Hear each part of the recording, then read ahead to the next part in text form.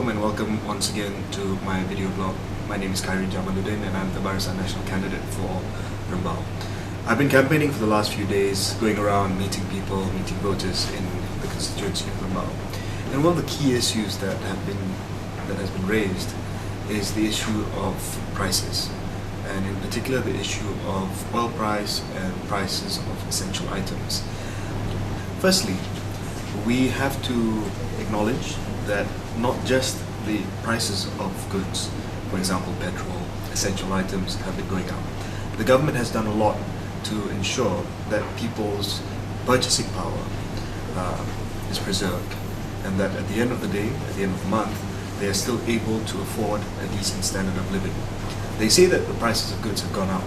They even say that the end is barang naik.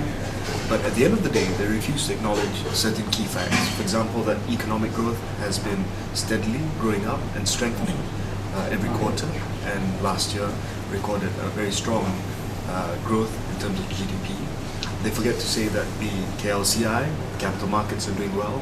The composite index has been rising.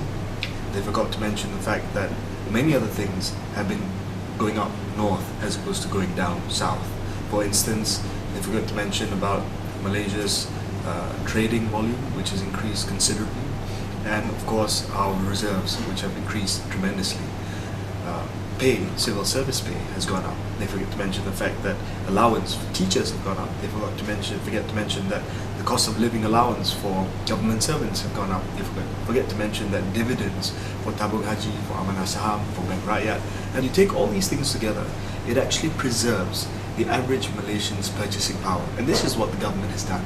And this is something not adequately reflected in what the opposition has been trying to say. What would happen to the budget deficit if the opposition won the general elections and if they came to power? If they came to power and if they were to implement every single one of their policy proposals, every single one of their electoral promises, the budget deficit that this country would experience would be in excess of 12%. That puts us together with countries that have extremely poor economic management, and it forces our country into an extremely dire financial situation where we might even have to become a country with a big national debt. As far as the price of petrol is concerned, the first thing that we have to mention here and clarify is the fact that the price of petrol is decided by the international market. Today, the price of petrol in the international market, the price of oil, is more than $100 per barrel, and that is a level which is unprecedented. And the fact that we are able to maintain low petrol prices is a testament to the way that the government has been able to manage this country's economy. If you go to the petrol pump, for instance, today, you would only pay 1 ringgit 92 cents per litre when you fill up your car with petrol. And if you compare this to the market price of over 3 ringgit per litre, there's a saving of more than 1 ringgit. Now, who's giving you this saving?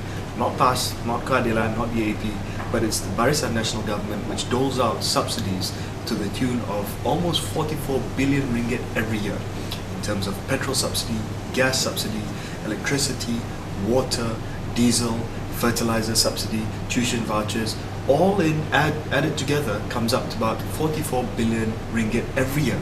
That's a huge sum of money.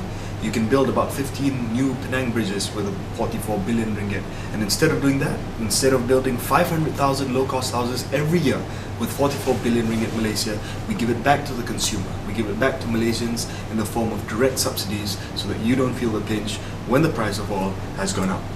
Now, for my personal favorite, this is a flyer that one of my guys picked up in Rembau.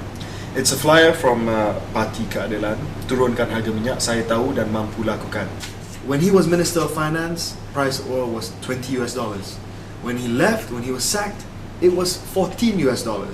I think even a child can make sure that the price of petrol was at this very, very low rate for the duration of time that he was Minister of Finance. Today, the price of oil is in excess of $100, and still the government is able to keep the price of oil low, that we are the second cheapest country in Southeast Asia in terms of petrol. In terms of diesel, we are one of the cheapest as well in Southeast Asia. Only Brunei is cheaper than us in terms of the price of petrol. Now, ladies and gentlemen, I just want to expose this liar for who he is. don't believe in this. When he says that he was able to keep the price of oil low, when he was Deputy Prime Minister, when he was Minister of Finance, it was because the global price of oil was already very low.